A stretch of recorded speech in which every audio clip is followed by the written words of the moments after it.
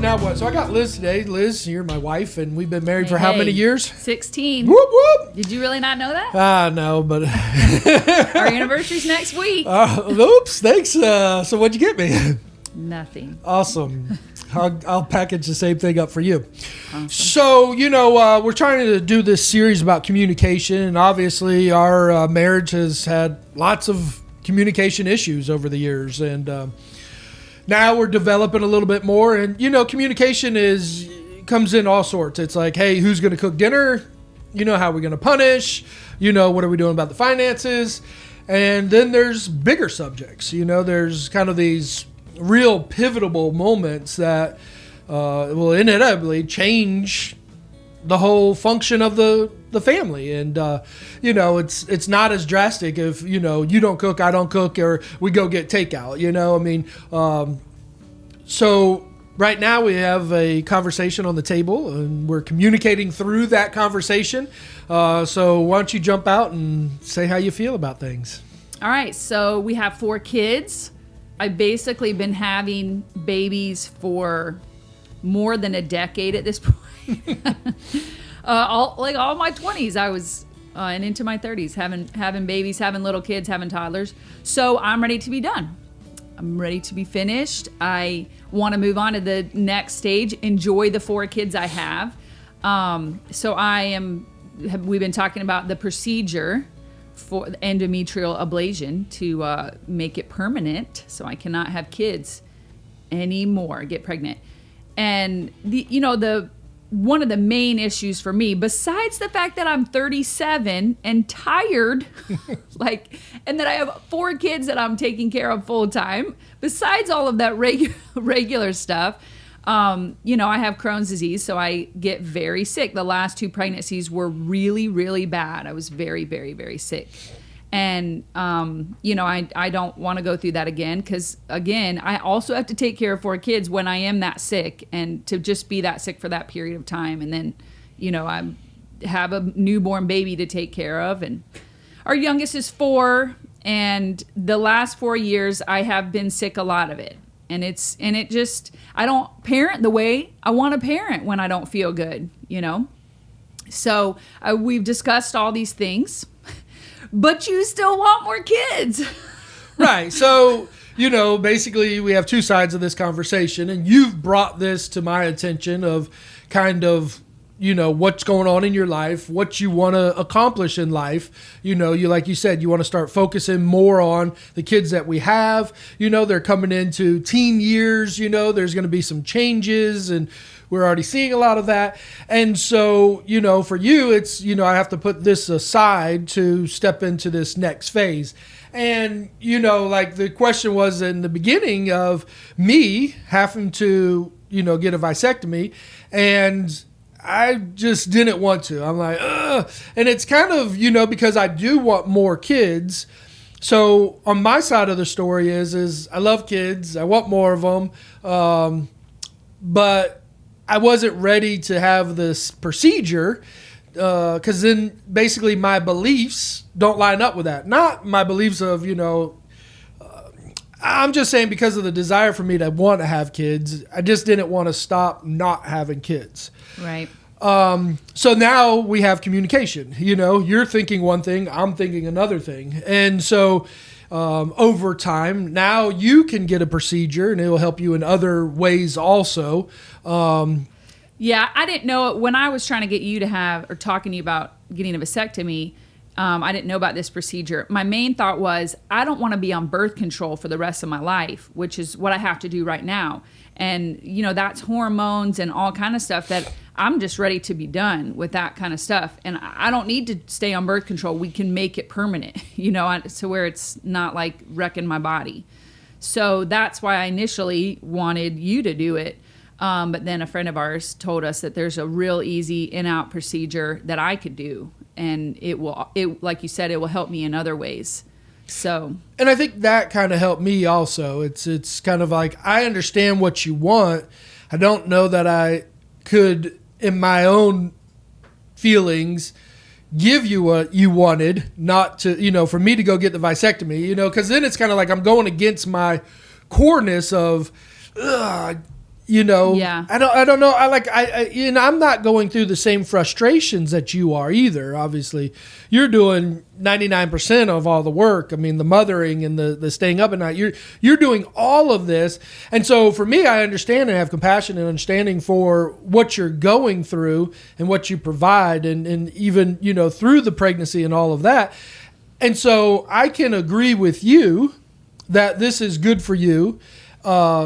And us, but it's hard for me to agree that it was good for me to get the procedure myself. Right. And it makes me sad. I mean, it does make me sad that we're not on the same page. I want us to be together. I want us to feel the same way about things. And it's hard for me that I'm ready to be done and move on to the next phase, and you still want more babies. I wish that it was different, that we could just be feeling the same way. But, even for just anyone in close to 40 or past 40, I mean, my sisters have babies past 40s. And, it's very hard on your body anyway, even if you didn't have an autoimmune disease. And being up all night with a newborn baby, I mean, it's exhausting. And then having a toddler, it is beyond exhausting. It takes so much out of you physically every single day and mentally every single day. And I went through those difficult stages very sick. I did all of what everyone else does as a really, really sick person by myself with no help, really, So, I mean, I don't have family close by and stuff. We have your mom and I have you, but for the most part, here in the South, it feels like people have a lot of help from their extended family, their parents, his parents, sisters, brothers, and I just don't have that kind of big support system. Right. And, that's what I'm trying to say is everybody's situation is going to be different. But what if you have two opposing views? Can you still come into an agreement about something? I mean, this is, again, a pivotal thing. And I am not against what you think or what you're saying or what you're going through. You're not against me getting it. I am not against you getting the procedure. I'm not right. Will it affect us? 100%. Not. But how will it affect us? And I think that's kind of the other thing where, again, we're talking about communication. I think that's kind of the other thing that you now are concerned with, because at first you're like, I want us to be in unity, right? You said that. If we're in unity, then you don't have to worry about any of the other thoughts that come together with that in the future. Case in point, am I going to cheat on you now because I want to have a baby with somebody else? God, that would be awful. Right. I got to have a baby. And that's what I'm saying. Like, my beliefs of wanting another baby are not so driven that I would, go do that. But is it going to make you bitter towards me that I got a procedure? And there we go again with the communication. So it's kind of the thought of, we're agreeing on it. And then the thought is we're in our head. Well, what about this? What about that? And next week we want to kind of go in a little bit deeper about the conversations that we have with ourselves, communicating, and how kind of that takes us off course. Is the thought in your mind, because I don't have a thought. I don't know how I will think in the future of now the ability being gone. Then how do you know you said it's going to be different after the procedure? Then how you know it's going to be different if you don't know how you're going to feel later? Well, I mean, I just know that basically, we're putting a stop to the progress. And again, I don't necessarily know that I mind the stop. I mean, I love our kids. I love you. I love you being able to do what you want to do. And so does the loving you and our kids and everything and being content with our family where it's at now and even where it will be in the future without adding any more kids, I'm fine with. I can love what I have. I don't feel like I always have to anticipate or desire the things that I don't have, So we'll be fine after. We'll be fine. But again, we're talking about communication. But in your mind, you were kind of like, ooh, if you're in 100% agreement with me, then this helps because there will be no other issues, And I think that's kind of the hardest thing with communicating is, can we have opposing views but come to a decision in unity and it still be okay. Right.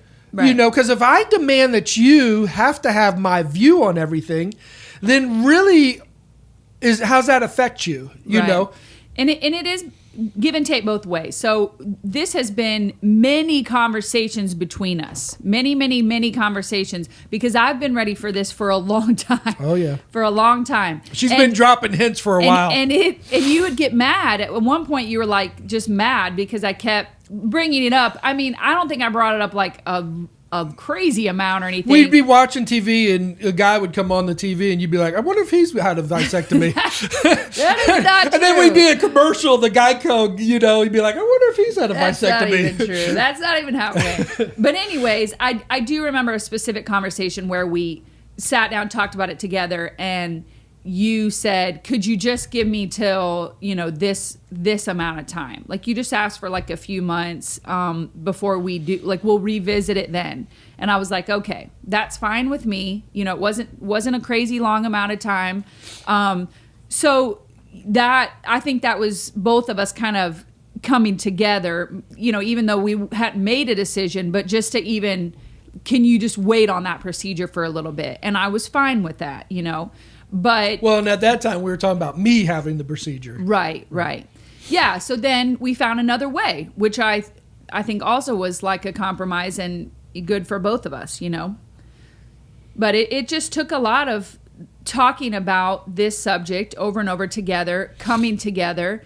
But, you know, always in marriage, it's like, do I have a right to want to stop having kids? Yes. I get crazy, deathly ill. It's okay for me to not want to go through that any more times. But I also care about your feelings, and I want to do whatever I can to help you through this process. Whatever I can do to, you know, show you that how you feel matters as well, you know, in this. Well, and for me, I've kind of taken some of the other smaller events in our life that, you know, we've done this where you believe one way, I believe another way. I give you 100% of your way and you do it and it's fine. Case in point, hey, let's go on vacation. Hey, I know you want to go on vacation. I know your desire is to do it. I know your desire is for me to do it. Will you do it by yourself and be okay with it? You know, and so it's not the complete package of me going on vacation, putting down aside all of the things that I have to make that thing work exactly perfectly for you. But at least I'm in the conversation with communication that there could be another way where you get 95% of what you want and we can still be in unity together. Right, because you're giving. You're saying, okay, here I hear you. Here's what you would like to see happen. Here's what I would like to see happen. How can we come together and you know, both of us sort of get what we want? And like you said, a marriage is obviously not perfect. We cannot agree on every single subject all the time. So we just have to do the best that we can of preferring the other person, you know, at the same time as, you know, it's like you say, let you be you. You know, should I say demand that you have to feel the same way about coming on family trips with me? I mean, no, you have to be exactly like me and feel the same way that I feel about us, you know, being together. Well, that means that that's like me saying that you're not allowed to be you. You know? Well, then I'm anxious about the work that I need to do. Right. And so that's you. That's how you feel. Am I really relaxed? Right. Being on this vacation, thinking about money and all these things are going on, and you're like, well, just enjoy it. But I know I can't. Right. And so then back to, you know, kind of our circumstance now. If I demand that you know, produce me more babies, yes, you know, you're basically saying, I'm going to be sick. I'm going to be tired. I'm going to give you less relationship because I'm going to have to focus more relationship on the baby inside me and then the baby. And I'm less of a parent to my other kids who also need me all the time. Right. And so do I want you in this anguish state of being as a woman, mother, you know, wife, and try to get my way and be happy about me getting my way versus where am I content? Where am I happy? What can I let go? You know, I don't necessarily want to let go of the thought, you know, kids are great. I love being around kids and stuff like that. And I don't know what it does. And, you know, basically millions and millions and millions of men have had this procedure, you know, but in the same regards, millions and millions of women have had the birth control. You know, you've had to use birth control. You've had to do things also to help meet me, you know, where I'm at in the past. So I think it's kind of that thing is we've both been giving to help meet the other person so that it's not so traumatic. And when it's traumatic is when we demand that that person has to be exactly like me. And I think that's where a lot of divorce comes in. You cannot live 100% like I want you to live. I cannot live 100% like you want me to live. So where can we meet and still be in unity? Yeah, and with our communication. And let you be you and let me be me, you know? Not try to demand that the other person has to become like us. And I think that's the point more of communication. It's not how do I get my way 100% of the time, you know? How do I let him hear the words that I'm hearing? I think for me the concept of communication, which you brought, was a great point. I said, hey, give me a little time. And in that you heard he's processing. Right. You know, you heard he's thinking about it. He's being thoughtful. Maybe he'll do some research, communicate with his friends, you know. And did you really want me to say something? Like I could have had a fight with you and said something to protect my feelings, protect the way I'm thinking, which then how would that help you? You know, you're still in the same thing. You're still, you know. And it is a big deal. I mean, this is very permanent and it's irreversible, this procedure that I'm getting. And I recognize that is a very big deal, you know, and I had time to just really think it through and make that decision for myself. So I wanted you to have time to really, you know, like you said, process it and get to the point where you were comfortable with all of it, you know.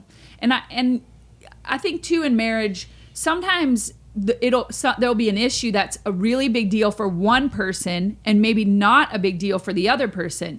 But if you're the other person, just go ahead and recognize that it is a big deal for them and help them in whatever way that you can. Whatever way, if they need to talk more about it, if you need to listen more, they might just need to vent a bunch about that thing because it's a really big deal to them for whatever reason. And you don't understand that. You don't have to understand it. Just be there for them. Just go through it with them together. You know, just say, hey, I'm here with you. I'm here with you. I know this is a big deal to you. You know, what can I do? How can I help? How can we do this together? Well, even like I'm looking at your hair right now and I'm like, oh, I like her hair. And, you know, but you've come to me before and you're like, ooh, I like this short hairstyle. I like this. And, you know, it's like, oh, if she likes that, then let her go ahead and experience that and try it and everything. Maybe she grows her hair out later. But now, like we're talking about, we're doing a procedure that's permanent. You know, it's not like, oh, I tried it on, I didn't like it, you know, let me do it again. But then on the flip side, I also look at, if we have more kids, that's a whole nother conversation, right? I mean, well, also, my hair is my hair, and it does not affect you at all. So, in no way, if I wanted my hair to be short, I would cut my hair short. But me making a decision to cut off my reproductive stuff is something that affects both of us. And I know there might be women out there that would hear this right now and be like, no, that is completely your decision and not his at all. And I disagree with that. We're together. We're one. If we're going to have kids or not have kids, I mean, I wouldn't like remove my birth control and get pregnant from you without first discussing that I'm going to do that. So I feel like this is, you know, me and you together, this particular subject, you know. Well, we've known people where they were married and the guy goes and gets the vasectomy because he says, quote unquote, for the health of the woman. Yeah, you should be finished. We should be finished. Right. And because she wasn't they had ready. 4 kids but her lining and stuff. And there were some medical reasons why possibly if she did get pregnant again, she would die. And so for him, that could have been that belief. But he didn't let her process it, you Nope. know, and, she's even said the things about us. She's like, oh, you sure you want to do that? You know, and it's like, yes, we are sure. So her belief is kind of the same. Like, She has like PTSD about that now because something was ripped from her that she was not ready to deal with yet at that time. Well, and I mean, I learned from that. I mean, I think that's maybe why when it came between me and you, I was like, I'm going to wait till you're ready. Because I don't want you to feel like, this is just being torn from you and you just have absolutely no say and no, I want us to be together as much as we can. I mean, I know it's not going to be perfect. I mean, you still kind of wish we'd have more kids. And I know some people also out there might say, well, you could adopt. And that is true. And I've always had a really huge heart about adoption. But the thing that people don't understand is, like, I'm still sick a lot of the time. And I can barely take care of the kids that I had, So don't say that on the podcast. They're going to call up child services. I mean, they maybe should. They maybe should. But to bring another kid in through adoption, at this point physically I can't. I just cannot have more kids to take care of. And kind of what I'm seeing, or maybe even thinking, is how many couples are there where one, just at their core, does not want to stop that process. Maybe it's a mental thing or a heart thing. I mean, we think about, we had a friend who had 6 kids and then ended up having 7, or, and because the wife, did not believe in birth control, and so they kept on having kids. And and he didn't want to. He didn't want to, but he liked the benefit of the action of, producing the kids. And, well, yeah. So... it's tough. It's a big issue, and it's really tough when people don't agree. It's a hard thing. And I think a lot of times just one of them ends up giving up. I mean, one of them has to just give up what they really want, which it is usually the person that wants more kids is usually the one that has to be like, all right, well, I guess we just have to be done because you're ready to be done. And that it is hard. It's a hard thing. It's a very hard thing. But we'll get through it. We'll get through it. So if you're having this challenge, or somebody who's having this challenge, communicate. I mean, and I think, you have to be able to allow people to put all of their feelings on the table. I mean, I think that's the proper way to communicate. We've kind of learned that asking questions more than demanding our feelings opens up conversation. You didn't say, by golly, I'm not your feelings.